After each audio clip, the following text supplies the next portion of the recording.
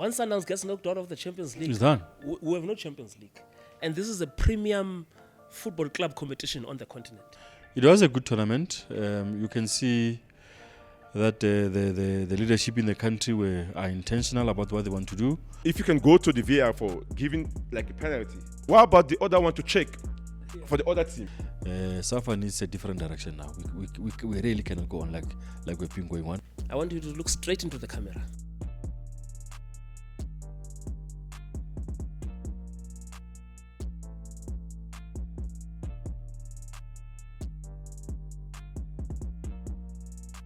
Jumbo Africa.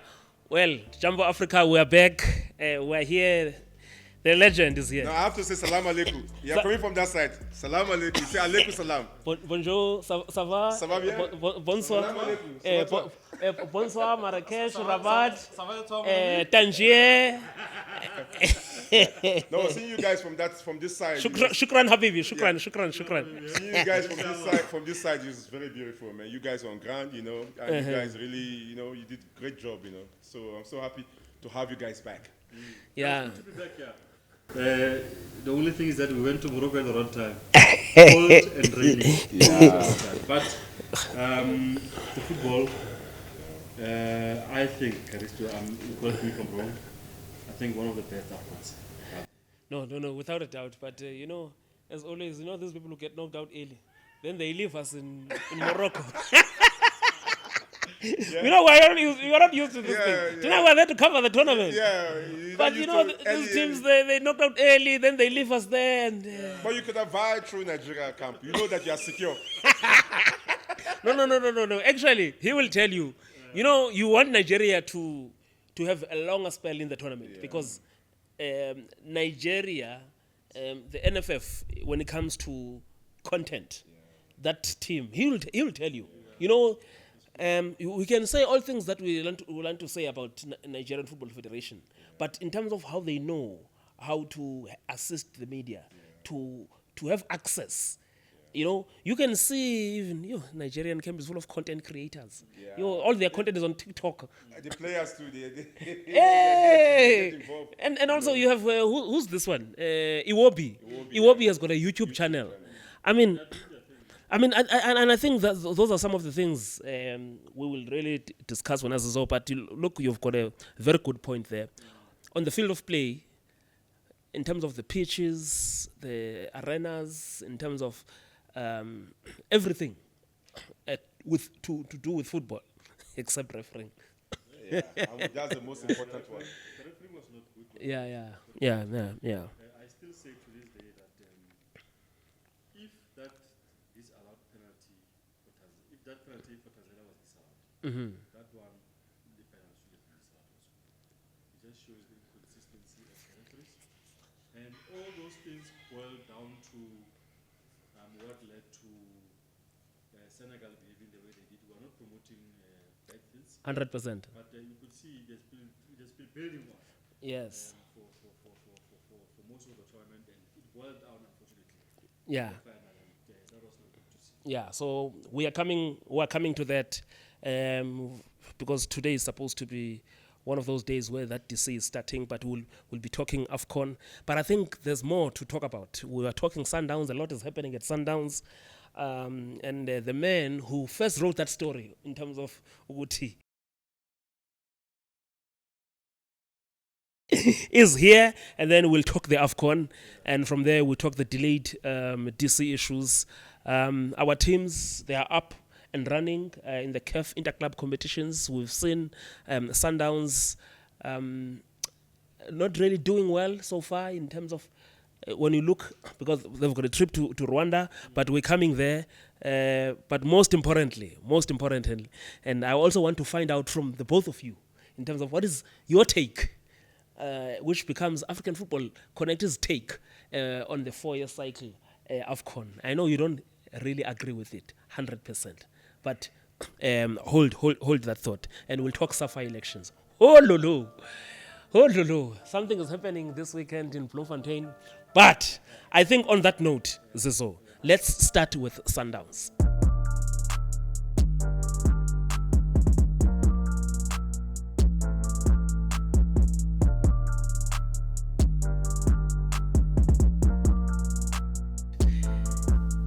I was watching the Pitch Side podcast, and I know that editorially they must be having their own independence, their independence in terms of what they can discuss. But yay, listening to them, there are two words that I got there. We're going into the wrong direction. You understand? The analysis, are these players well prepared? What did you read from those comments? How many analyses? We had before the match in the hotel, in the morning, even before the match. That's how we used to do that. You get a brief. Guys, we should know that Omar, the guy who scored, has got 2 goals already coming to the match. Yeah. Now, if he's got 2 goals coming to the match, he knows that it's dangerous. Yeah. That means you can't allow this guy to enter our box. You know what I mean? Yeah. So those comes to players personally to know your opponent. My question would be the ingredients that I'm talking about. My question would be the players, were they equipped enough with the information about these guys? We don't know. We were not in camp. We're not dealing with this first hole. And now it becomes what? A spiral now. Because we keep on going back to the same, and we're giving ourselves false hope, to be honest with you. We're giving ourselves false hope because we are not really direct with this thing and saying we are not coming out, we are going further and further. And there's a point whereby when you are positive, you have dealt with that hole. You can come up, and we can see signs of then we are coming up. Thank you. We can see intentions that we are coming up, and we can see even from the mood itself as players that we are coming up. We have now the confidence. Body language. But Body honestly language. speaking, Never lie. Yeah. until we confront this thing, which is even going further and further and further, we are going in the wrong direction. We can't be saying it's a group of death. No. We are a team to beat. No. You said something that is very profound. Yeah. We're making things difficult for ourselves. So if we're so far ahead, if we're in a race, it's a sprint. Guys, why must I slow down for you to catch up? Yeah, thank you. You understand what I mean? Like, thank you to what you say right now. Ne? Yeah. You're even unpacking it nicely, and I'll say it, Guti, we are not there. Okay. Yeah, We are not there. but in the same breath, I always say, a team like ours, you can't be having that tech and still believe that that tech will carry through the moments of the game. Yeah, I mean, logic dictates that when a club starts something like that, it's a communication. It's a communication channel. It represents the club. The views that are expressed on that podcast represent the club, and I don't think that they could have gone out to say the things they say, which did not get the blessing of the leadership of the club. I think it was the club or the leadership of the club communicating to the fans. Those guys played for the club. Those guys won things for the club. They came swinging. Obviously, we all know who they are talking about. We all know what they are referring to. The Sundowns situation is a little bit complex because on the one hand, if you look at they are number 1 on the Betway Premiership on the log. They are number 1 in their group in the Champions League. But fans are complaining about the culture. They're complaining about the history. They're complaining about the style of play. They are not happy with the way the team is playing. Whether that is right or wrong, I don't know. Hence, I'm saying it's a complex issue. There have been games where Sundowns played reasonably well. They've done the business. They've got graded results. The match in particular on Friday against the Al Hilal, I don't think they managed the game well. The Sundowns of old would easily have beaten a modest team like Al Hilal. I know Al Hilal, they came to play. They are also not a bad side, but the Sundowns of old could have gone the result. And also, what made the fans not unhappy is the fact that in the Champions League we must get the results at home. At some stage in the match, in the second half, they were leading, and then they gave the goal away for a draw. So it's not good enough. It's just a whole lot of things that are happening around the club, which led to what happened. And the club released a statement. It was a very, very strongly worded statement, where they are threatening that the people who are on camera are doing what they did, especially to to the sporting director will be charged. There will be legal issues against those people. That one we'll have to see about it, because most clubs do release these strong statements and nothing ever happens. I hope they really go after those. But I think what is surprising for me in that incident, it's happening inside the precinct, and there are securities, and it's inside. So that person, even if he's running away, you can still close the gate. You can still close the gate and apprehend the guy. I mean, even some of us, we felt the wrath of the fans, because I was there when that thing was happening. I saw everything there. I was taking a video of the thing that was happening. One of the fans came to me and said, "No, I can't take a video." I'm sure you can see I've got a small onion. Wait, this scar? You got the scar from that? Oh, wow. I was involved in a scuffle with some of the fans. They were really very, very aggressive. Maada, now, let's do TV now. Go to Mahlatse's face. Can you please show us that scar? It's a small scar, but it's there. I mean, Yeah. No. Can you tell us so? Yeah. But this is not acceptable, This No, it's not acceptable. It's not acceptable. It's not acceptable. It's unacceptable, Zizo. No. I didn't know that. No. So, were they trying to confiscate your equipment or what?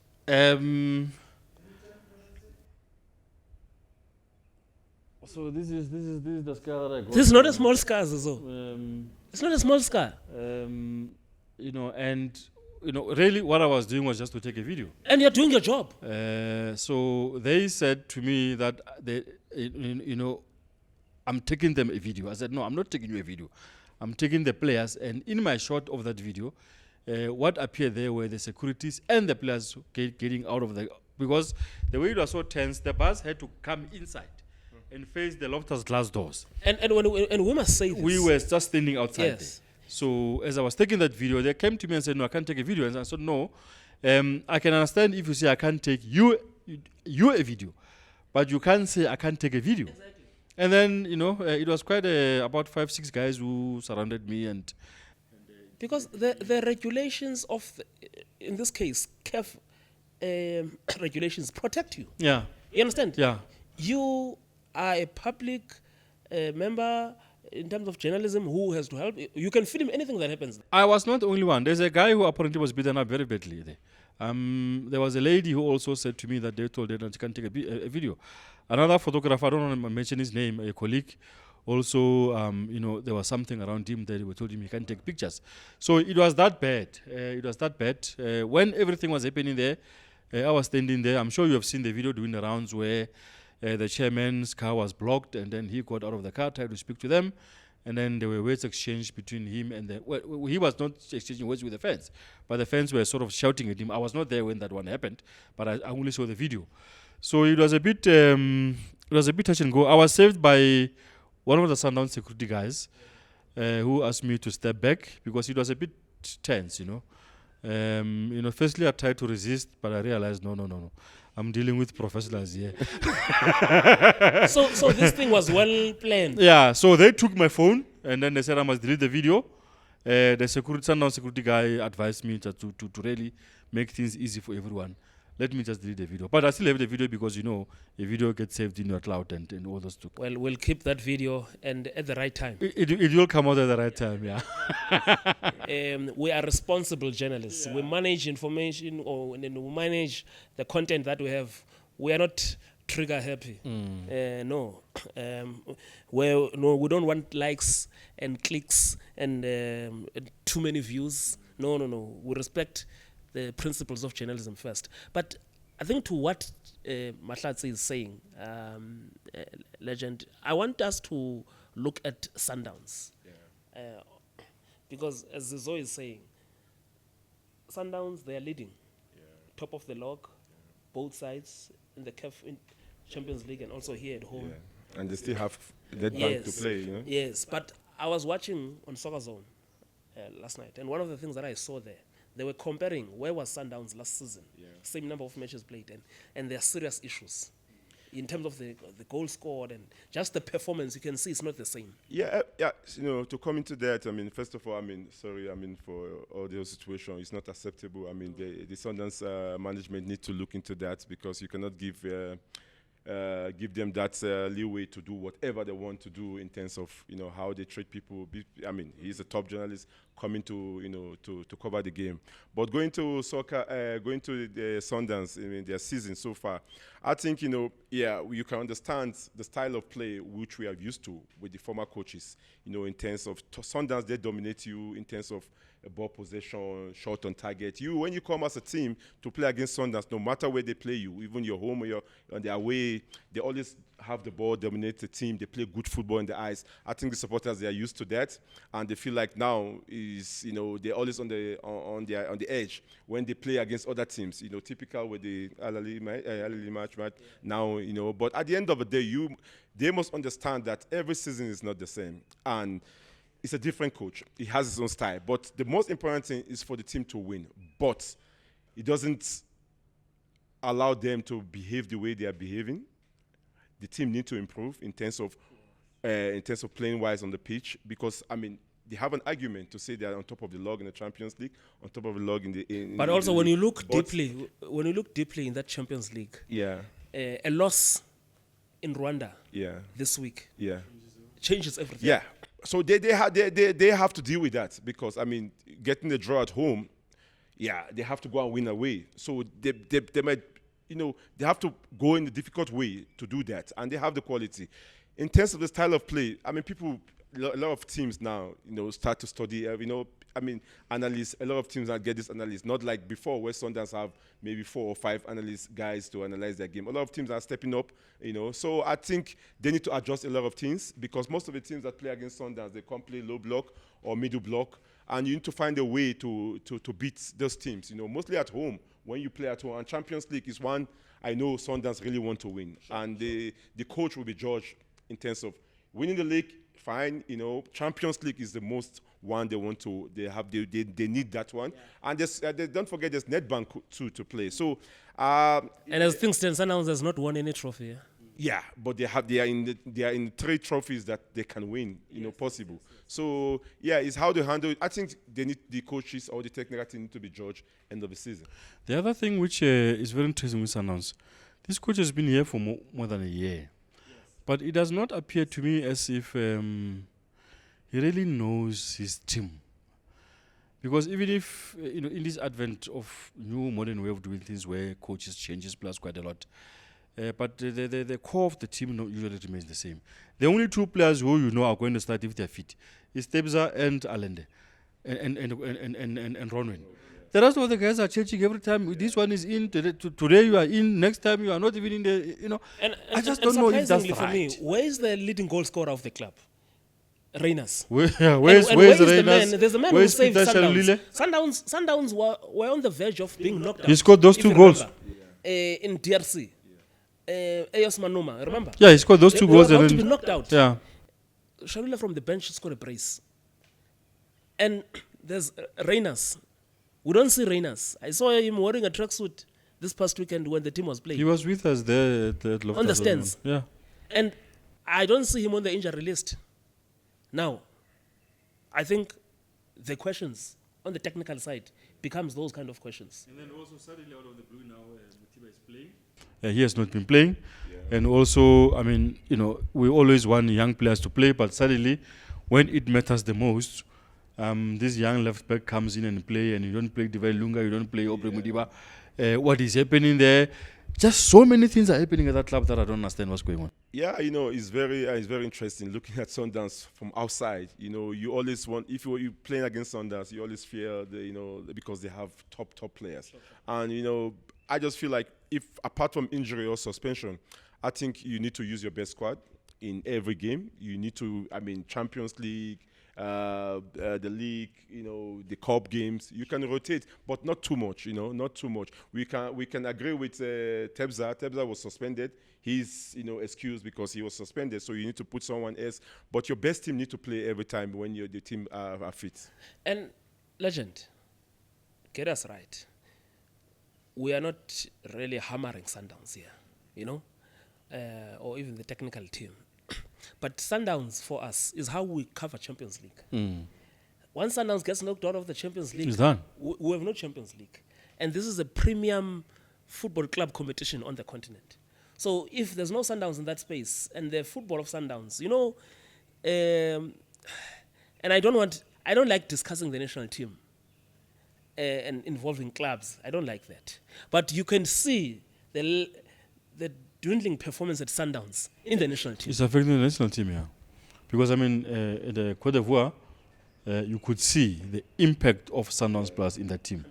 The high level at which they were playing at. Most of the Bafana squad was dominated by Sundowns players who were consistently playing in the Champions League and play very well in the Champions League. This time around, it was a different story.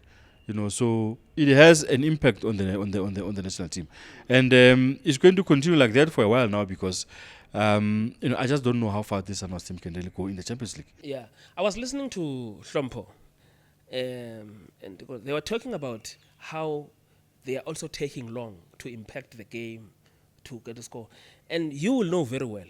What was your impression of? Was the previous team of Pitso Masimane, Rulani Mukwena, and also Mangoba Mngiti, that team, you will see them in the first 10 minutes. They try to suffocate you. They try to get a goal inside that first 10 or even first 5 minutes. And once they get that goal, then they cool down. Yeah. And then they'll wait for you to come. But now...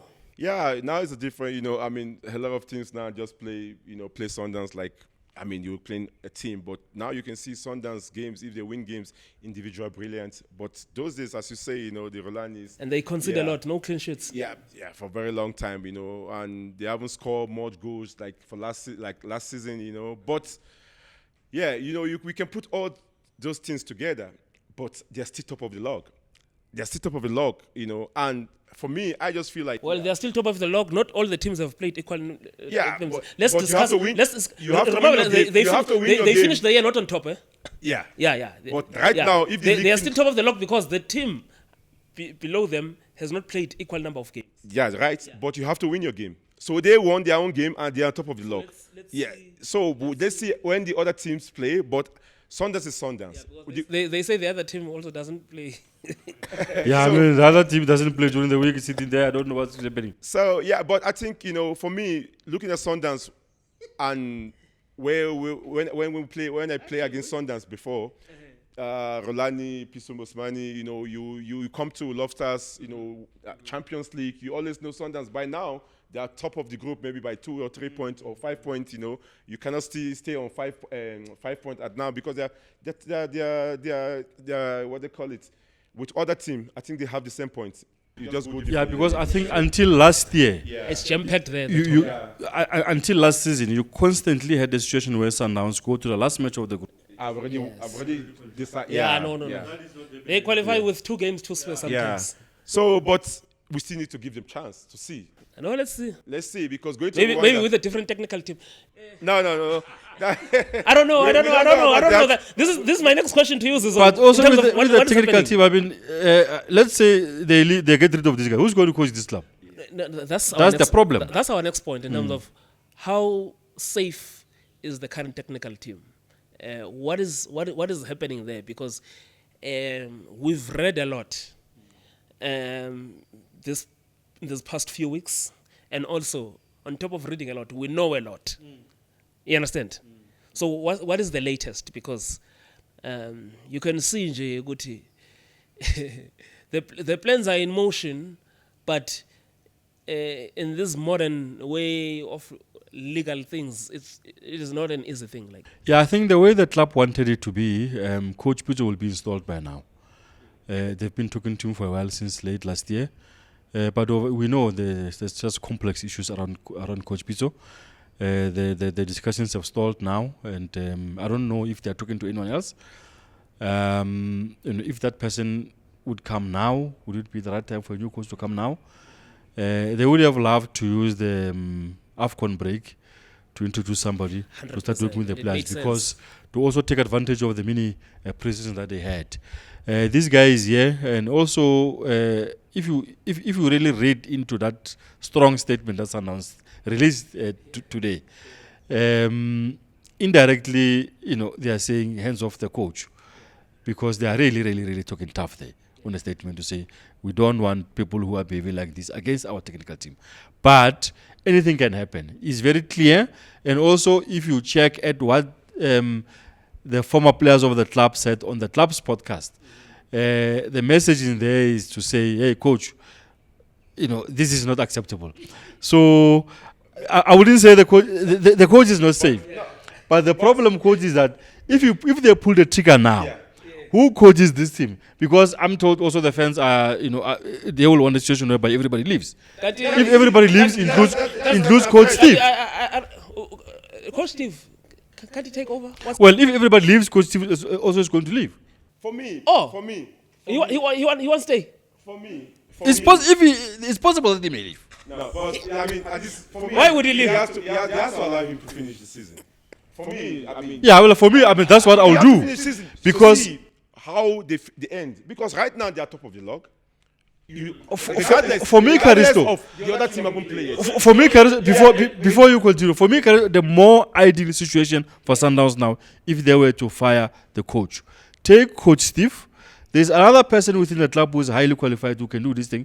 Take Coach Steve and go and take Coach Sapula from the ladies team and let them work together. Let them help. You still have Kennedy Mwen is there. An A license. Coach, yeah, he's got an A license. Yes, go get stay with Coach Kapalaya, goalkeepers, and then you move. Yeah, I mean, for me now, apart from the football on the pitch, the style of play, any other arguments, I think really the management cannot just let's talk about this football play, but in terms of results, he's getting results. But the style of play, is the sticking point. Yeah, but the second point, what do you want now? The support No, they need to choose. No, wait. Yeah. Wait. I'm also sensing some serious panic because Sundowns, I think, correct me, Zizo, I think Sundowns not maybe dating back to 2012 or 2013, somewhere there. Sundowns has never finished outside the top two. Yeah, I mean, Sundowns is either they win the league or they finish second. If you finish outside the top two, it means you're not playing in the Champions League next season. And then that has got a serious impact on the Club World Cup. And this season, let us say it is possible. Because Chiefs are coming, might not finish in Chiefs in are the coming top- in the strong, top two. And it means that no Champions League for Sundowns. It means that, remember now, Champions League, you also accumulate points. For the Club World Cup. For the Club World Cup. Their chances of being in the Club World Cup are diminishing. But for now, at the stand now, I think the coach have an argument. The technical team have an argument.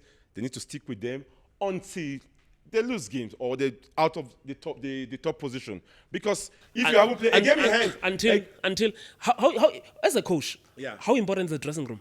it's very important. Your dressing room, you have to make sure you're in charge of that dressing room. You see now, even Ronza is not doing interviews anymore. Doesn't come to those days. So we're done.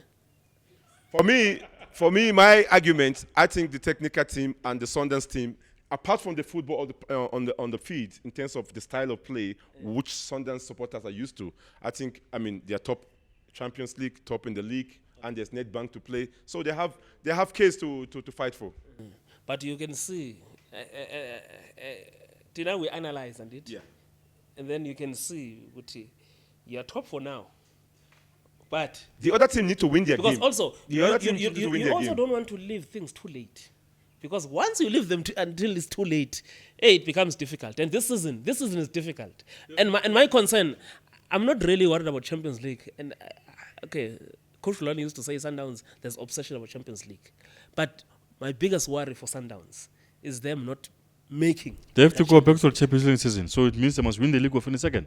Because also, don't undermine this Kaizer Chiefs that is coming. No, Kaizer Chiefs is doing very well. Other teams are doing very well, but they need to win their games first. I think let's flip things a bit. Okay, maybe before we go to the games, we'll come back with the games. Let's just go to CAF. But this Sundowns debate, No, it's a long debate. No. I know, no. Let's come back. Let's come back there, because I know you'll not want, because when you are a Coaches United, I see. No, but as far as the result is speaking for them, you see, the result is the most important thing. Style of play is a different thing. Supporters are not happy about that. Yeah, you can understand. But what do you want? You want to win or you want to play good and lose? But also, you must remember. You want to win the Sundowns way. But yeah, but also you must remember, this is less about what we're saying, but more about what the fans are saying out there. You can see how angry they are. In fact, it is no longer even about the fans. So it is no longer even about what we are saying here. It is about what the legends of the club are also saying. Your big friend, Anthony Lafont, very clear, calling the other guys, say something. And the guys, they come and they hammer on what I call a club platform. That's why at the beginning I said it's a very complex issue, this issue of Sundowns. You know, when I saw that podcast, I said, this is the beginning of the end. A story for another day. Let's go to AFCON. And it's just been a week now. We've been talking about the AFCON coming to an end. How do you look back at this AFCON? The good, the bad, and the ugly? As someone who was sitting there being watched by millions of the national broadcaster. No, we're privileged to just do the privilege. Big weather. I mean, for me, the ching was good. I've been in one AFCON before, 2004 in Tunisia. I saw the organization. I was on ground there with the team, organization, and everything. But this one, seen from far, you guys are the one that's on ground there. You see everything, firsthand. But showing behind the scene and everything, I think it's a proper tournament. My highlights in terms of the good things I saw, a lot of African coaches tactically, aware of the game now. You cannot. There's no small team at AFCON, and you can see the quality in terms of coaching wise. There's a lot of flexibility in terms of during the game. Before the game, your tactics, and during the game, when you see that it's not working, how a lot of changes, in terms of tactically, discipline the teams are, and in terms of how the coaches implement their method. You can change from 1-4-3-3 and go to 3-5-2. So there's a lot of changes that was good. You can see right in terms of the play, like Tunisia game, for example, when they play Nigeria. There was a lot of changing from Tunisian team there, which, they nearly hurt Nigeria. Nigeria were leading 3-0. All of a sudden become 3-2, and check the Tanzanian team, Zimbabwe team, I was very impressed with them. They have the idea, but a lot of, personnel need to execute the chances they have. South African team, we all know what they did last AFCON in Côte d'Ivoire. They came third, taken out by the almighty Super Eagles, But this time around, they didn't have chance to play against the Super Eagles. They went home barely. But now, you have to, you have to get there. You have a lot of medals there. You have to get there. But I was thinking, South Africa could have gone far in this tournament. But what was wrong, Oka? What was wrong? There's a lot of things you can point to, not taking their chances in terms of against Cameroon. That's the typical one I can really remember now, because in the first 15 minutes there was four big chances that at least you need to hit the target. I always say when a striker miss a chance or anyone on the pitch, you need to test the goalkeeper to know if he's good enough, to save your ball. But all the balls were all over the whole place, and Cameroon just it's a half chance. It's not really a chance, and they were on the lead, So I just think that, and tournament football, you need to come to play again. You can see, a lot of teams like Cameroon not going to the World Cup, Nigeria not going to the World Cup. A lot of teams around them too. They really put their mind in this AFCON. A lot of big players, step up in this AFCON, and I just feel like some other country didn't do that. So from your side, we were there. What really caught your eye, or maybe with you, let me just, what was your impression of Morocco? And also, I want us to zoom into one thing. Coach Hugo complained before we went to when we were in Rabat to go and play Cameroon. He said he cannot train at a venue that belongs to Morocco, and there's surveillance of Morocco. And I'm listening to Senegal now. Senegal is saying exactly the same things, Even the and Egypt- even more. The Egyptian coach also complained about this. Exactly. And the only difference here is Senegal refused to go and train at that venue. And I went to see the venue. The venue where they were training is just adjacent to the final stadium. Yeah, let's start with the good things. Yeah. I think it was a good tournament. Because there were a lot of good things. Yeah, there were a lot of good things. It was a good tournament. You can see that the leadership in the country are intentional about what they want to do. They've really invested seriously in infrastructure. You can see these are guys who they had one eye on AFCON and the other eye was on the World Cup. They are hosting the World Cup, these guys. I saw somewhere today that they may lose the final. The final may go to Spain, either Banabao or No Camp.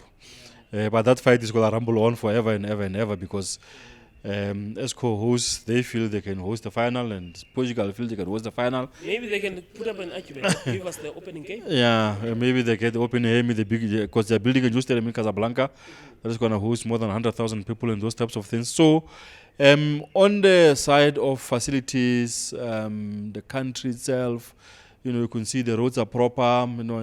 Everything is proper. The people generally in a country which is hosting something big, people in their minds they switch on. They are willing to accept people who does not look like them. In a way, I didn't experience any sort of negative things from the local people. They were always helpful. They were always willing to help us. So in that sense, I think my stay, and I'm sure even your stay there, was very, very pleasant. Accommodations were proper. I mean, we were at the Bafana camp. That thing looks like a palace.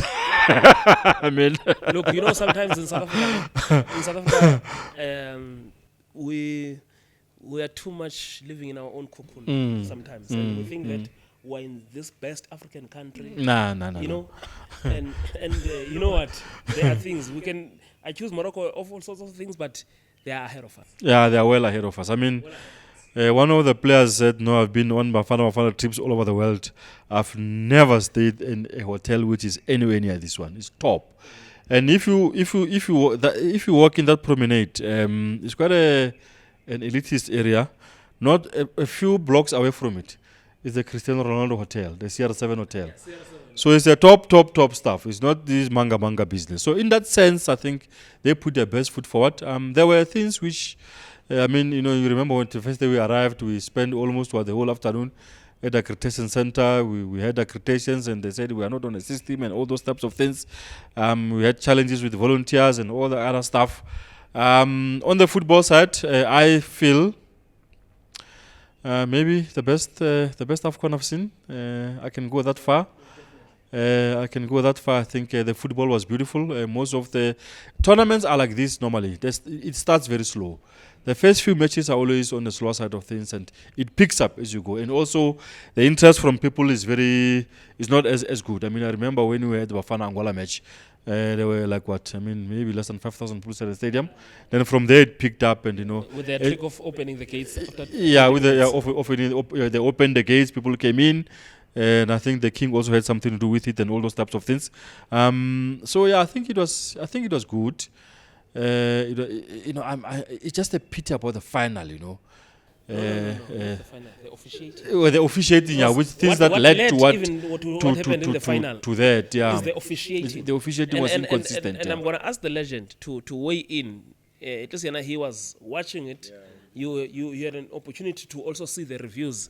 But I just wanted to weigh in as well when I saw, because one of the things that caught my attention was just the precinct of these different match venues that they had. You would find a venue having like 3 training grounds. Yeah. Or even 4. And top class. And I'm asking myself, where did we miss the trick? Yeah, all along. Yeah, because did we miss the trick? Because if this is the stadium, outside there's a training venue. Not one, yes. Not two, plenty. So it means that, yes, the legacy that is there. We're this Orlando Pirates event now, and one of the things that we're talking about there with the chief administrator at Orlando Pirates, Mcabo Dlamini, was what he also saw from a distance from there. And what this naming rights thing is also saying, maybe we can see, for instance, a stadium like Peter Mokaba Stadium. You can see that it's not finished, the thing. Yeah, You- some parts there. Exactly, it's not finished. And also, how a big venue like this one, there are no training pitches outside. Outside, yeah. You understand? You have to go Dobsonville or Orlando and, you know, Ellis Exactly. Park or whatever. There, it's just different. So it tells you that there are things where we are behind, and those guys, I don't know, maybe is it due to their proximity to Europe, in terms of the standards? But also it's leadership, man. I mean, sometimes, you know, if you see countries that really prosper, even, you know, in other And spheres. it's a monarch there. Yeah, if you have visionary leadership, those things are possible. I mean, you look at this. I mean, you look at Rabat, the city itself. You know, if you just dropped from the sky, you will think that place looks like Europe completely. Yes. You would never, you wouldn't say that it's in Africa, you know. And it all goes down to leaders who are doing the right thing, and also the people themselves. People there do the right thing, you know. There's But there's a rule of law. there's order, There's you know. order there. You know, and you don't have this thing when they say, you know, I attended an event there where the president, we were waiting for the president, Motsepe. He was going to donate through the foundation to one of the churches there. You could see, even with the cars, you know, they use an in-drive there. When you order an in-drive around, they're like, no, I'm afraid of the police. Yeah. because it's not legal in the country, but everybody uses it, you know. And also remember there is the monarch. Yeah. Yeah, it's the monarch. Everything is respected there. So I'm not saying we should have Paul Biya dictate. No. But you know, we should have the culture of doing the right thing. There's a serious lack of adhering to rules and laws in this country. The vandalization. There's no vandalization of the stadium there. But I wanted to come to you on this issue of match officiating and the VAR, because it is what actually, I was there in the final. And I can tell you, the whole thing around Senegal, it was not just Senegal only.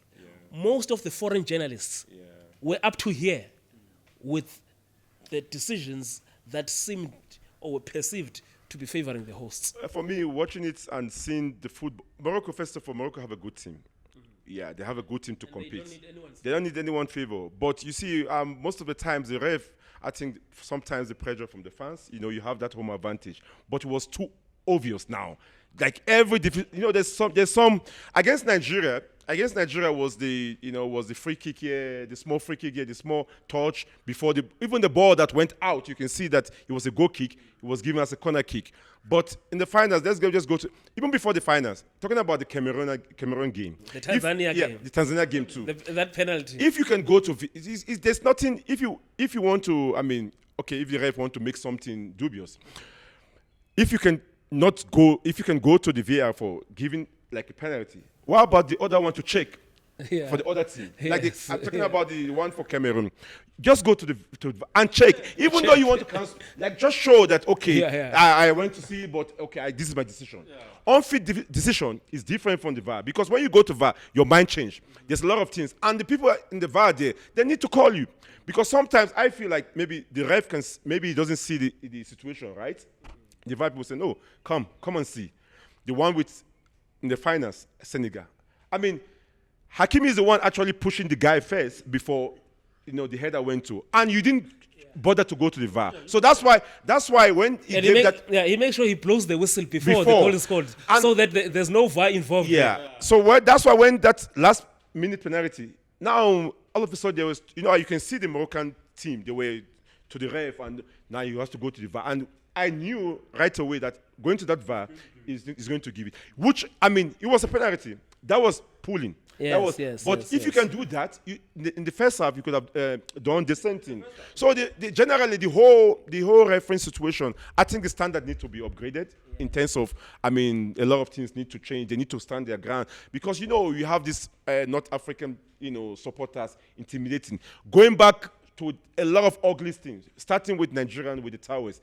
In the rules in the game, it's normal when it's raining, a goalkeeper put a tower. It's not, as far as it's not in the line of the pitch. If you can put it behind 2 meters, 3 meters, you can go there and wipe your gloves, because the gloves these days, they are wet and you cannot really save balls in a wet surface. So for me, with that situation, and ref is not, fourth official, he's the one, because the ref that is officiating the game, sometimes maybe you can lose that situation, but the fourth official cannot, I mean, when you have two benches. Yeah, but I want to weigh in on that, because now you have someone, he's not the employed head of referees. Yeah. He's just the appointed, more like someone who's heading the subcommittee of referees at CAF. He makes that statement that he makes. And isn't he trying to protect what was happening there at Morocco? And I mean, it's a logical thing. A goalkeeper needs to wipe his gloves. For me, I just feel like he's trying to bring rules now, trying to protect the Moroccan. What they did was wrong, because they need to be fine. Because it's not only the ball boys that even. I mean, you have people that with a Kazisha card that come in to take towers. Even to the extent you have a Senegalese goalkeeper, the second goalkeeper have to stay behind Mendy to make sure, and it was a big chased fight as well. Yeah. You know, so it's not acceptable. I think Morocco, I mean, they have towers, a lot of towers. I mean, if they can have pitches, there's a lot of towers there, you know. So I don't know whether they but need more I towers. saw Saibari, the player. No, you don't need to apologize. He apologized. After the damage was done. Yeah. So imagine Senegal lost the finals because of that situation. Maybe just Mendy need to just wipe his gloves, or Mendy just lose concentration, try to see, because he was standing behind Mendy like that, and I'm going after the game and apologize. What is that for? And this president of the referees at CAF is saying this should be behind the advertising boards. I mean, really now. You leave your goal area and jump, and the game is on, and jump, go there and wipe and come. I mean, this in Europe. This thing I've been doing all over. Check the World Cup, check the European tournament, check the Champions League. Every goalkeeper, as far as it's raining, even when it's not raining safe, the pitch are wet. And some goalkeepers, they like their gloves to be dry. So they put it just not on the line, because in the line there you are interfering with the play. So put it behind 2 meters, 3 meters. It's like the Euros with the free kick now. Yeah. So at the end of the day, you need something that can help you. 100%. You know, so for me, I just feel like that is, you know, Morocco, they're good side in terms of playing wise on the pitch. Good, they organize. They can. I mean, this team actually are the semi-finals of the World Cup. Yeah. So I mean, AFCON. That's why I say to you, AFCON is not an easy tournament to win. Morocco, they can feel that. Yeah. They wanted to win. I mean, after they haven't won the AFCON for over 50 years. 50 years. You know, so now they feel like the opportunity for them to win, to do everything. And when you have the mighty Super Eagles there, because we didn't complain. We never complain. But what Senegalese did, I think, you know, is I really don't condone that. You know, it's just out of sportsmanship. You know, you can protest but still stay on the pitch. You know, so yeah, that's the ugly side again, big ugly side in African football. So the legend is talking about Senegal now, and we know that it's just a matter of time before their legal issues are out in the open, and maybe we'll possibly see the verdict as well. And one of the first things that has been done, because the chairperson of the DC at CAF is Senegalese, so he's been asked to excuse himself, and then they are constituting, or just changing around the DC. I understand also our Norman Arense as well, senior counsel, he'll be part of that. But I've been listening and watching some interviews. Samuel Eto'o was hard-hitting on the very same thing that you talk about, and he says that Morocco hosted a top tournament, but there are a lot of things that are wrong when it comes to match officiating, and he also explains why. Remember, he's also suspended. And remember, and they for the rushed referees to suspend him for this thing. But other cases, they don't move with the same speed that they moved with. In the same speed. You understand? And now, the telling one is the president of the Senegalese Football Federation. He says Morocco is doing all these things because they're controlling African football. And it is difficult to ignore what that president is saying. And for me, I don't think the controlling should just be seen as controlling CAF. You understand? But this is at a time where you need not the CAF leadership only. You need all the other African football federations to come out in the open and talk about this. But the difficulty is how many of these countries are playing their matches in Morocco? Yeah, yeah, because they can't come out and speak about Morocco and then tomorrow they're knocking at their door and say, hey, we want to play World Cup qualifiers or AFCON qualifiers there. And also, we have touched on it here before that some of these African football leaders are just there to attend meetings and fly first class, and they don't talk in meetings. They're sitting there having nice food and all those types of things. They are just a complete waste of time. It's about time that they must stand up and fight for our football. That is why, so some of them now, they have found proxies. They are communicating through proxies. Somebody, one comes out and just say, no, we know that what the members are feeling. You understand? And now they've just turned into, they're just sources now where they are also sowing divisions because they don't have a voice, or they've got handlers even outside the continent. Yeah, and this perception that Morocco rules football, it will always be there. Obviously, we don't have proof of those types of things. 100%. In as much as also there's a strong perception that FIFA controls CAF and those types of things, we don't have proof of that. But obviously, that one, Mr. Motsepe came out strong and spoke about openly, it, yeah. and those types of things. But African football leaders need to stand up and talk against some of these things that happen in our football, because by so doing, they are not doing it for themselves. You're doing it for the footballers, because sometimes it's very difficult for the footballers to come and talk against these things, because you put footballers in a very difficult situation. Some of the things that happened at the CAF tournament, in Morocco, were not right, and leaders must come out and say that those things were not right. The perception also which is out there is that things were designed in a way that Morocco has got an easier way of going to a final and win it. And you can sort of justify it by looking at the immense investment that country has made into football infrastructure in that country. It stands to reason. You cannot argue against that fact. It is there and it will always be there. You touched on earlier on that how acceptable it is that potential opponents can go and train at the base camp of Morocco. At the Mohammed VI training ground. It's not unacceptable. We've just been talking here that at some of the stadiums, just outside the stadium, there are training venues there. Why didn't they take the team to go and train there? You're forcing them to go and train where the team is staying. It's unacceptable. It's madness. Some of these things. Look at how they treated Senegal on the way to the final. Those guys were arriving at a train station there with no security, being mobbed by fans there. Something could have happened there. Plus can be robbed, plus can be marked, watches taken, cell phones taken. Those types of things are things that we need to talk about, but we can talk until we are blue in the face. The leaders who are sitting in those meetings must talk. Don't just go there and eat the nice food there and travel first class and sit in the meetings. It's complete waste of time. They come here, they talk here, $300 a day. get the stipend and then go home. And go and build a beautiful home there. They must talk in those meetings. They must talk in those meetings because they represent their players. Some officials of Nigeria, they really complain. They really complain in terms of how things were handled. How off the field. With the ref.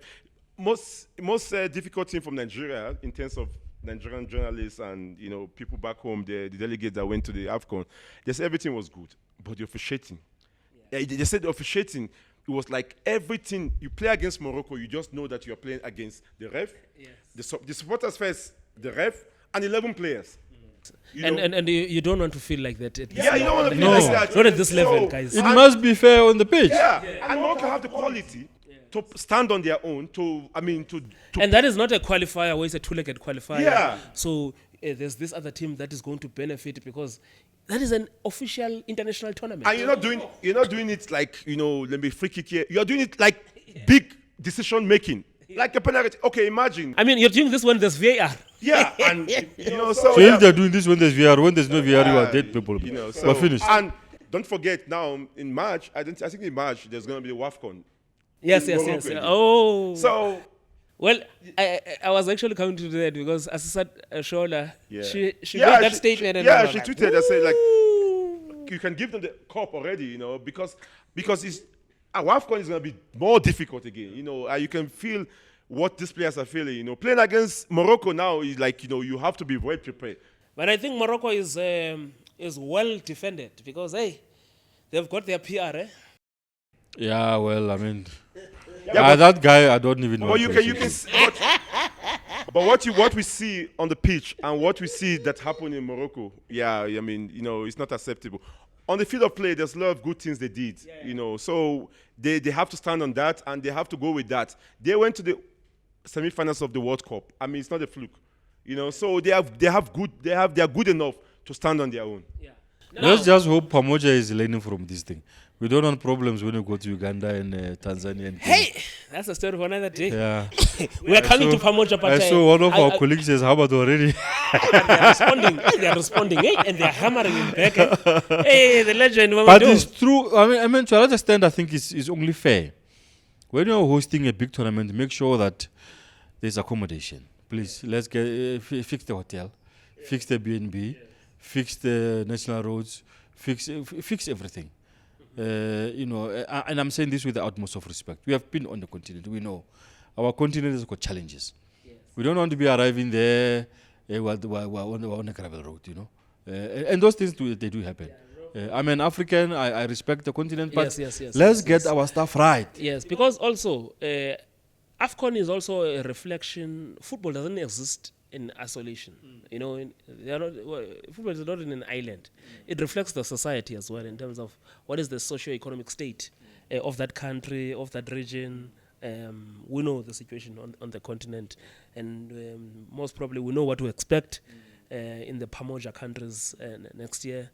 But I think. But also there are generally stable countries in East Africa. I've been to Uganda before. Yes. It's been a while, but I mean I don't know what is happening there now. But I'm expecting good things. Tanzania is good. There's elections in Kenya next year, around that time. Yeah, no, that's going to make a plan.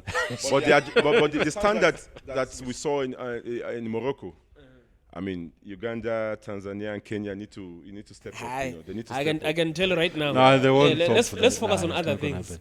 Yeah, but they have to. Standard. They have to try. They have to try. No, they won't do it. Even not top up, but just get. No. But also let's just accept. But also, have you seen whatever standard we find there? We're in Africa. But have you seen the stadiums there in Pamoja? Top, yes. Very good stadiums, eh?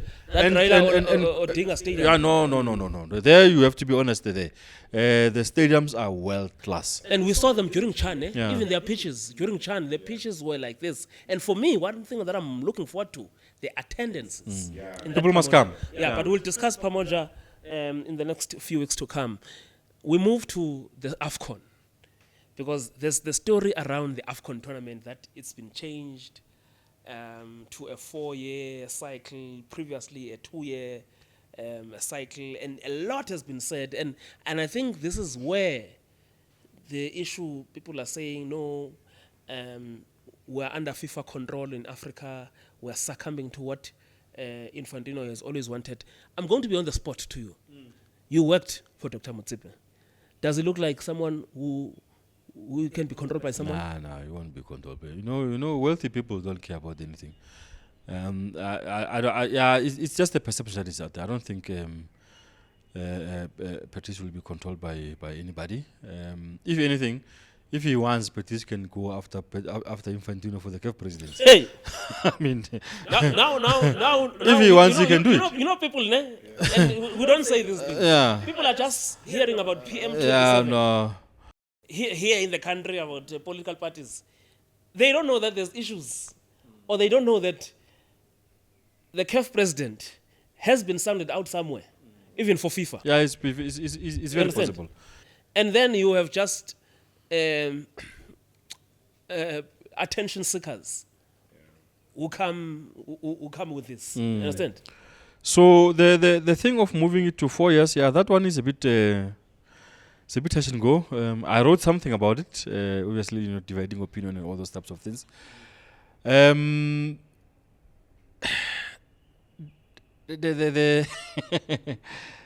arguments for it are valid. The arguments against it are valid. Personally, I'm in the middle. I will still have loved to see AFCON continue for 2 years.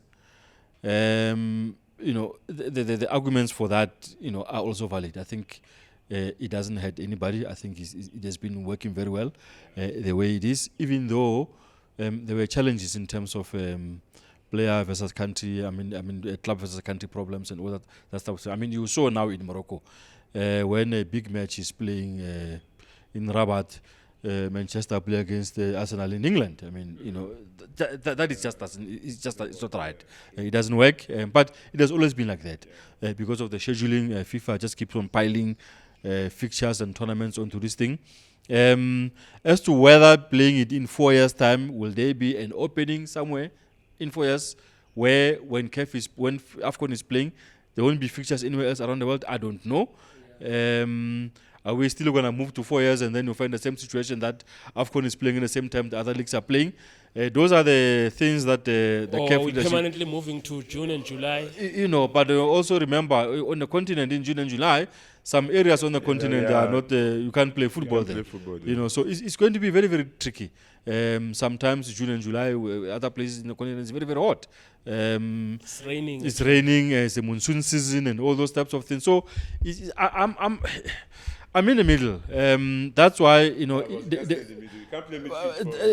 that's why. Let's that's why the conclusion that I made in the piece that I wrote was to say, time will tell. Really, we don't know for now as to what's going to happen. Yeah. For me, I just feel like there's two things. African football. I mean, we need to be proud of the AFCON. AFCON is, definitely some of the countries is their World Cup.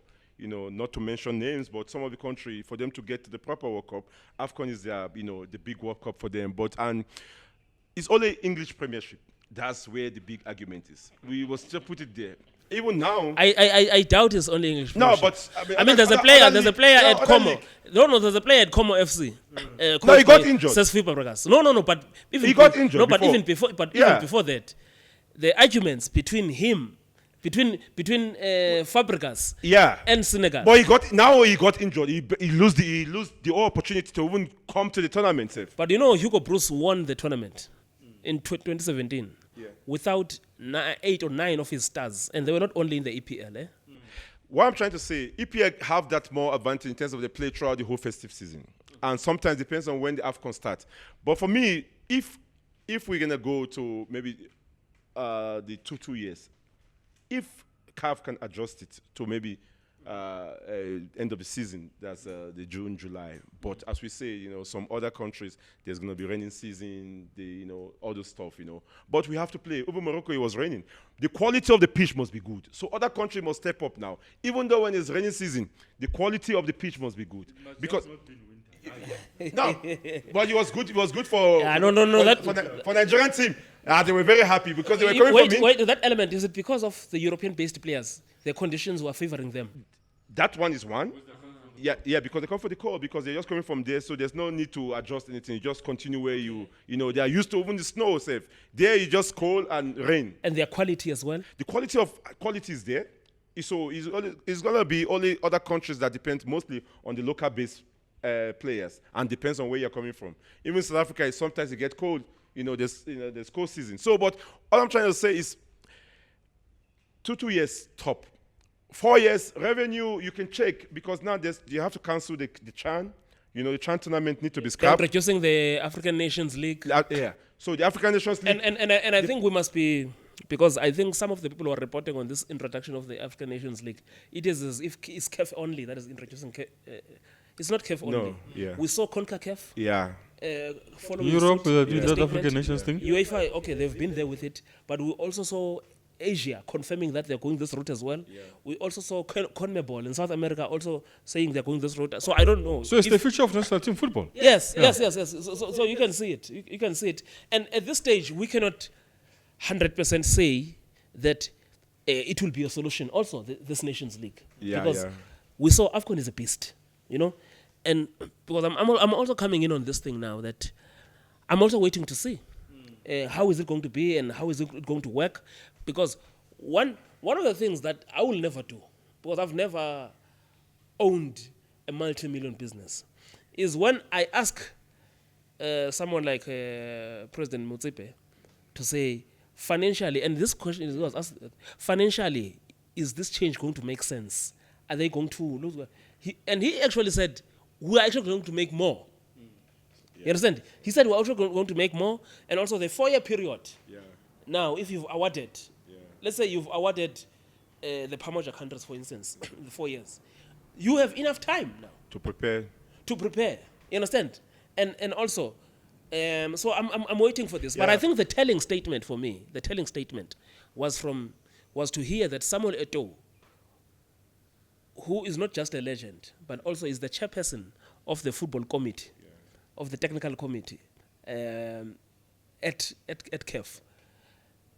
Apparently, he was fully behind this decision. Here is someone who has played at the top level in Europe for biggest clubs in Europe and has been a victim of Club country. Exactly. Now, I understand this thing. Okay, we are not weak. Why are we looking weak to FIFA and Europe? But whose interests are we trying to defend? These players, are we saying we must be fighting all the time? No. You know, whose interest? You know? So that's why I say I bring the argument.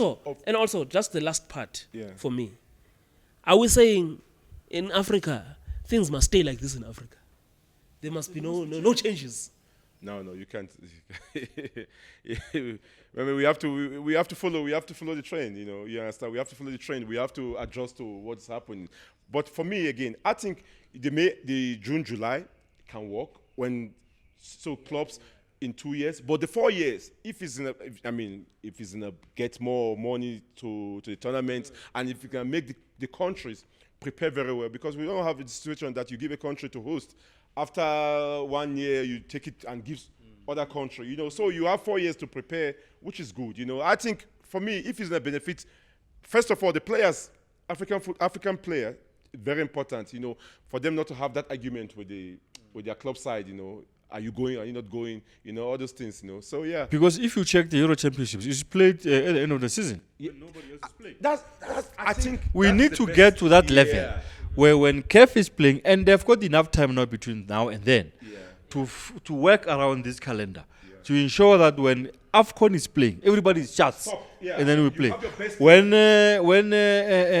Euros are playing, everybody goes. Nobody is disturbing this thing. When the South Americans are playing, everybody focus on that thing. There, all eyes are at one thing. When with eyeballs, the money follows. Well, I think we all have opinions, and I don't think we can stop anyone from sharing his or her own opinion around this matter, and no one is right. Yeah, we all have opinions, and we will see. And I think those people who are in leadership, they've been elected to take decisions. You understand? Yeah. The good thing now is 1 year now, 2027, 20, so Nigeria can take it quick before we go to 4 years. I don't want to wait 4 years. No, we cannot wait for. We need to get it now, quick, as soon as possible. I expected one statement from you. What? That it must come back to South Africa. Because the last time you won an AFCON, it was here. Yeah, true. It was actually here. True. Yeah. Yes. But you see, I was sitting there on that seat. Yeah, but you see, that 4 years is too long. But but 2028 is just here. Yeah, that's what I'm saying. Yeah. Let's get it. Nigeria should get it now, quick, before we go. So we must come back here because we only have two. I like it. He always speak like this before the tournament. Then he comes back and say, "Hey, what?" But in this tournament, I think the guys they make us proud. You know, they make us proud. You're going to watch us in the World Cup now, eh? No, I'm going to the World Cup too. Oh, I'm going to the World Cup. Oh, you still want to go through in the bedroom? No, South Africa. No, I'm in South Africa. I have my passport. You see now the problem was also small country mentality. No. Now you get knocked out and then they say, no, they did us proud. Did us proud what? Depends on how you. Senegal did their country proud. Everybody else failed that. No. You can't compare South Africa with Nigeria. No, you can't put. Yeah, man, you can't put South Africa. I heard your coach Eric Chelle is going to the World Cup. No, he's not going to that team. He's not going to that country. Nigeria is renewing his contract. No, Nigeria is. Going to Tunisia. No, they will give him whatever. I mean, for me, I just feel like he has done for a very long time. We're talking about 10 years, 20 years. Oh no, not 20 years. Just 10 years, 12 years. Nigerian football. The way people know about Nigerian football, the flair, you know, the goal scoring, you know, all those things came back in this tournament, not at the World Cup. You know what I also heard? Don't be surprised to see him. Decided. Yeah, but I mean, he's a hot After the cake. World Cup. It's a hot cake now because he has done very well. You know, he did very well at the AFCON. But Nigeria need to keep him because the next AFCON is just around the corner. So where are you gonna get a coach? The turnaround is like this. Yeah, so that's the thing. You know, that's why I say you're not going to the World Cup. You still have time now to get new players, get friendly games to play because I mean that's the only thing you can do now. You know, so yeah. Yeah. For me, Yeah, no, I think now we're going to do some free kicks now. We are going to take some free kicks now. Okay. You are used I to killed saying the keeper. So there are big games. Yeah. On Friday, Sundowns is playing against Al Hilal. Now, this Al Hilal team is difficult. How do you see that game going? I think with what I saw in the first game, I think Sundowns gonna win this one. Yeah, because the big guns are gonna come back. They're gonna win. So, what if you were in the technical team? Yeah. I want you to look straight into the camera Yeah. of Cardoso. What should he do? And some of these players who are out, who should he bring back? I don't know who is injured now, who is not injured, but I mean, if the team that won, Clearly, Reynas is not injured. yeah, I mean, those Shalula is not injured. those ones, Modiba need to. I mean, I think he need to come to play. You know, I mean, I think his best players need to come. I can't mention him. He knows his best is the best team. The best team need to come and play because right now is in the stage of. You know, you have to give gap. You know, you cannot be neck and neck with other team in terms of the Champions League. You never know. And so we're drawing at home now, going to play. Yeah, in Rwanda, if I'm not mistaken, I think you need to win that game. And for you to win that game, you need to play your best players. I think, you know, the likes of Peter need to come. Reynas need to come. You know, you have Sales there. You know, you have a lot of good players there that you need to come and play. You know. And also, I think the players saw the disappointment from the fans as they walked to the to the bus on Friday night, and that on its own, or that should be enough to galvanize them, regardless of what sort of tip the coach puts there. But also, you are correct. I think big players for Sundowns must come back really now. Aubrey must come back if they're fit. Aubrey had a good tournament. Yeah, Aubrey must come back. Divine Lunga is there. Shalula is there. Peter is there. I know it looks like there's an issue with Temba with a knock or something. Now, if Temba is there, maybe use the guy in the second half, man. The experience, the aura that he carries, he can do something. Yeah. We want the young players to play, but sometimes the stage is just a bit too high for these guys. You know, it will be a shame really if Sundowns were to suffer. If they lose there and Rwanda start pushing the last few matches, there may be a big problem. The last game is And against Rwanda at home. it will completely be unacceptable for Sundowns to be. It's going to be very interesting, But, that group. And yeah. don't focus too much on Rulani having 1 point after 3 matches. Yeah, I know. Because he's got 2 games at home. And he wins just this weekend. Things change And drastically. he's coming to Pretoria, eh? Yeah. On that note, talking of Pretoria, Chiefs were the only team that won away from home last week against Zesco on that cabbage pitch. I like Ndola Stadium, Levi Mwanawasa. In fact, the Levi Mwanawasa Stadium in Ndola. But they had played a football match there before, a Champions League match, Power Dynamos against Rivers United. So it was bound to be like that. So you see Chiefs completing 100% record against Zesco in this campaign. Yeah, I don't 6 doubt. points. I don't doubt. I mean, if they went away in hostile conditions, I know the stadium was not packed and stuff. It was not really that hostile, but it's always not easy when you're playing away. And I like the fact that Chiefs are going about their business very quietly. You know, unlike the Sundowns fans who want these beautiful things, Chiefs are just getting the results. And I guess maybe it's because they've been like this for a while. The fans don't care about the football of Dr. Kumalo, Eskuze and whatever. They just want to get the results. Maybe it's working for them. There's still a long way to go. But I'm sure they will be the return leg here. They should be able to win here at home. I'm told they're taking the game. Where is it? Kids at where? Yeah, Durban, yeah. They're taking the match to Durban. They draw youth support there. Yeah, they are quiet. There's not too much noise around Chiefs. They're getting the business. In the league also, you know, people like to take a mickey out of Chiefs, but for now, with what they are doing, I don't have complaints. And it's also always nice to see Chiefs competing. I mean, when was the last time we had Sundowns, Pirates, Chiefs at the top on the log? So Imagine looking at this log.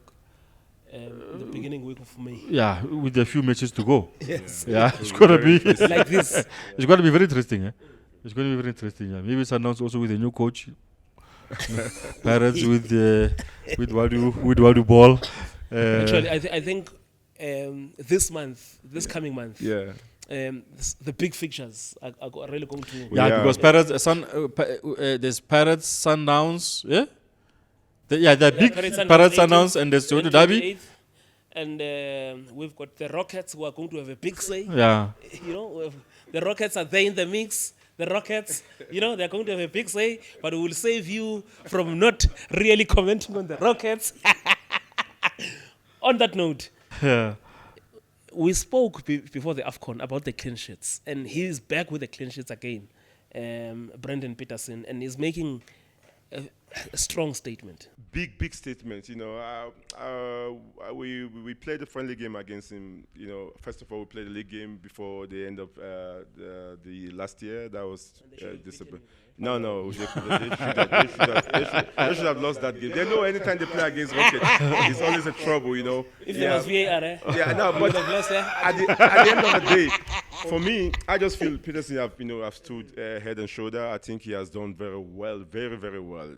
Going to the World Cup or going to maybe there's a friendly game that Bafana going to play now, I think he should be called to the camp, because you cannot keep a lot of clean sheet in the league and be doing well, and all of a sudden you get ignored because he's a human being. He needs to be rewarded. He needs to be rewarded. And if you check, what he has done so far, I just think I'm so happy for him, and he has improved very well, So yeah, and credit must be given to other keepers, the likes of Bruce Fiag, them that push him, to get to that stage, So yeah, I think national team definitely need to get a shout out in the national team. One of the results that was very interesting this past weekend was to see how Kevin Hunt played in his first game that side. And Sead Ramovic is coming back to South Africa for the first time since he left this weekend. He left, for the first time. And he had a good 2-0 win there. Yeah, but the 2-0, the second goal, the penalty, I just feel like, we're talking about the ref too. That ref, playing in North Africa there, I just think is their thing to get those kind of, because I don't think that's you're also questioning that penalty. I mean, that penalty for me, that's not a penalty for me. For me, that's it was in Algeria, eh? Yeah, Algeria. Sorry, but I just feel like, Gavin, I'm happy for him. He got a club now, and first game he won against Skokune. Yeah, going to the Champions League. Yeah, it's both your guys. Eh? Yeah. So I'll be having my coffee and watching two top coaches, playing each other. So yeah, on the first is in the 1st of February, I think so. I think it's gonna be a good game, to watch. Yeah. So I'm just, may the best team win. I mean. And also, I think for Stellies, Stellies are also still in a good position to qualify here. But their main priority, if you go with the principle, of win your games at home. Yeah. And this is what Sundowns is failing to do now with all the experience they have in the competition. Because Sundowns, you won't touch them in the Champions League in home matches. Yeah. So you win your home matches, you're home and dry here. And this is what also Stellies could be doing this coming weekend. Definitely. Still need to do that. But, priority, because with the change of coaches and Gavin coming, his first priority is to see how he maybe, we used to see Stellies in the top 8, getting out of that danger zone because you don't want to stay there for a very long time. He did well, he won his first game.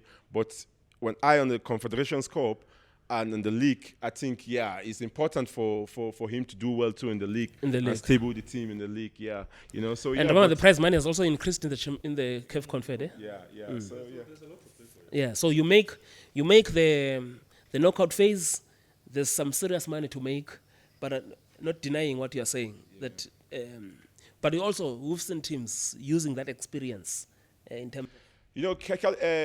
Captain City, Stellenbosch, they're not a team that have a lot of players that can rotate, So it's gonna be, just traveling, playing the league is gonna affect them a lot, because I know Gavin, 23, 24 players, try to play, but he did some signing now, some good, really good signings, that he did now in the January window. Yeah. So but I hope he can add more players so that he can cope with the Confederations Cup and the league. But main priority for me, I know Gavin, he's trying to push to get to top 8. Very interesting, very interesting. So those are our three teams playing this weekend. Sundowns is away to Al Hilal in Rwanda. So remember, they also play in the Rwandan league because of the political situation in Libya, in fact in Sudan, that is. And then there's also, that's the only Champions League game that we're involved in. And we've got Chiefs hosting Zesco. And on the other side, CRB is visiting Stellies. And most importantly, we also have our ambassadors. MC Alger, Coach Rolani, he lost his second game in the group, but he still has 1 point. And I think he says he's not giving up yet. And it was also good to watch Simba. Don't be fooled by the result. They're playing good football. And I think as at Benjamin Mkapa Stadium this coming weekend, we could see something different when they play against Esperance Tunis. So we're moving out, and as we close, it's the SAFA elections in 2016. Very interesting. I know everyone wants to talk about this in terms of what can we see from these elections, what are the expectations from these elections, and as I always say, when it comes to SAFA elections, and some people don't understand this thing. SAFA elections are like ANC elections, because ANC is the ruling party, and who will feel that from the outside we've got a say, but the SAFA elections, the people who've got a say are those people who are called the members. And we all have opinions in terms of what should happen. But those 52 regions, the associate members and all those people. And we heard already so that there's some political parties within football, within SAFA. There's the SOS, SAFA. And then there's also Football the for Football Transformation Forum. That has been there since 2009. And apparently the Football Transformation Forum is meeting this weekend. Yeah. And one of their main agendas is that the incumbent should come back for the 4th term. Yeah, firstly, when I leave here, I'm going to get my popcorns.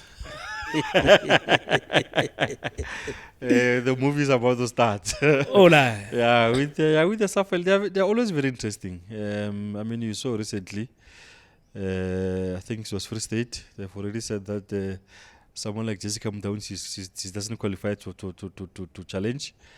There's been another group that you talked about. They want to endorse Lucas Radebe, and then the FT Football for Transformation, whatever. As you're saying, they are going to the Free State to start floating. And they claim to have the numbers. Historically they have the numbers. Yeah. That's why Denny has said in that position for the longest time. Disputing that. Yeah, well, I mean, it is what it is, the way it is. But I think we need a stronger character that can really challenge Denny. It's been long. I think we need change. Denny has been there for a very, very long time. So change is needed? Change is needed. I think pretty much everybody will agree with that. SAFA needs a different direction now. We really cannot go on like we've been going on. Mr. Rojana served our football. I think it's time he stepped up. Personally, I feel he must step down and move, and then we get maybe younger leaders to do things differently. This place has been a mess for a very, very long time. We all know that. I was laughing with you when we went to the Moroccan training ground to see the facilities there. And I said to myself, in South Africa, there's a bloody thing, a bloody nonsense called Fan Valley. Can you compare Fan Valley to this thing? My last time when I was there, yeah. I happened to be there with Jessica. And also the minister. Yeah. And also President Jordan as well. Yeah. Because they were meeting FIFA President Infantino. But the minister was like, This thing. did minister go, Kuluma minister, uthini? So if you compare the Mohammed VI facility and you compare this rubbish that is here called Van Valley, that's why I always say to you, Caristo, if my child gets picked to the national team and they put him there, I'll go and take him over that thing. So, And I'll phone the police. so I hear you, and you're making very good points that there must be change.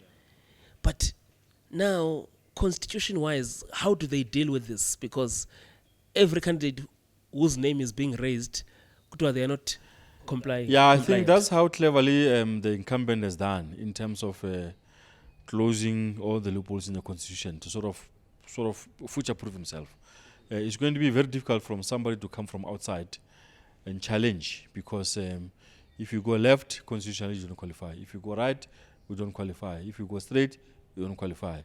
And all the people that are within there, that are probably the NEC, the people who vote, generally are people who are aligned to the incumbent. And it makes things a little bit difficult.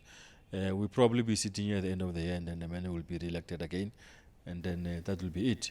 It's a shame These technicalities. because of these technicalities, and also because of the numbers that, I mean, let's not kid ourselves. The guy has got a lot of support on the ground because of how he has run these things. You know, in politics, there's always issues of patronage.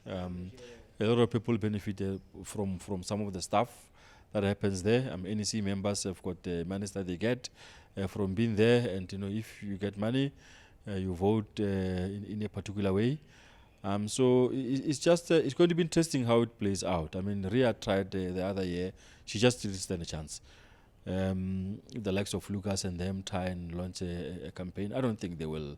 Ultimately, they will have done. I think you made one important statement there, that unless the challenger comes from inside, and we already know that there are some members who've been vocal, and NEC members, And but also, as to whether they will get enough backing. and that's another also, story. if you are going to run against a powerful person like Denny, you know, with these things, you need a lot of money to be able to mount a proper challenge. It's not going to be easy. Denny is entrenched. He's been there for a very long time, and it's going to take something very, very special. You think maybe there are candidates that we have not heard about? They are probably there. No, I think also it's time that we start calling our guys and checking what's going on. What's cooking? Yeah, because there's going to be a lot of stuff happening behind the scenes. I mean, you know, sometimes if you get close, there'll probably be a bloodbath on the floor, because these things are very, very ruthless. People are fighting for power. Being a SAFA president is quite a strong position. You know, they'll go It's the guns biggest blazing. sporting code in the country. So they will go guns blazing. It's a position of influence. It's a position of power. And all of those guys that are sitting there, all of them wish that one day they can rise to the top. If then doesn't do it, he can also do it the other way around of putting his proxy there. Even if he's not sitting in the chair, but he can still control the person that is there. So it's just one of those things. But I'm gonna get my popcorns and then we watch the movie. It's gonna be interesting. Legend, you must close. I don't expect you to say anything on the elections, but just maybe from your experience, because we've seen the NFF elections, and especially in a World Cup year like this. I'm sure you hope and wish that the focus shouldn't be just on the elections. The national teams should not be neglected.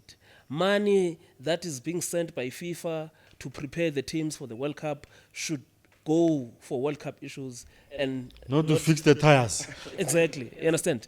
And all those things. So the football should continue to be the priority. Definitely, football should be this is a great year for South Africa going to the World Cup. You know, I think a lot of things need to be sorted out. You know, election is just unfortunately election is there now, but you need to be you need to take care of yourself. But football is the most priority. How South Africa is gonna do well at the World Cup, that's the most important thing. You know, So for me, with the experience in Nigeria, with Amoju Pini, the same. You know, when they went to 2014, I think, the World Cup. Yes, Brazil. Yeah, before then there was election, but yeah, that's Nigeria with the politicians, they have to get into because they put money into the football in Nigeria in terms of the national team. So yeah, they sorted that quickly. I'm hoping to get another term. Yeah. So, but at the end of the day, I just hope everything goes well, and football should be the main points, and the players should be the winner in terms of going to the World Cup and do well at the World Cup because we are going to the World Cup. I'm still going to the World Cup. I'm going to the World Cup. No. With the South African passport. I either choose now because we're waiting for Senegal. We're waiting for Senegal verdict. No, DRC verdict. No, Senegal Yeah. too. But one thing I wanted to say, Zizo, was that I saw that the two political parties that are vying for these elections, apparently they've got communication divisions and spokespersons. There are seats here. The platform is here. We can come and talk football with them here. Let's talk their manifestos. You understand? Yeah, because most of the times these people are just fighting there. Where is the manifesto? Yes, let's talk their manifestos. Just come and talk here. No. The platform is here. How are you going to fix SAFA? Mr. Motipa, I saw that you are the communication that side. You are heading that campaign. The platform is here, Mr. Motipa, in terms of the FTF. You're saying the incumbent must come back. They must come and open the slides here. Yes. Don't just talk there with SOS, nothing. come. The platform is here. Let's talk. 2026.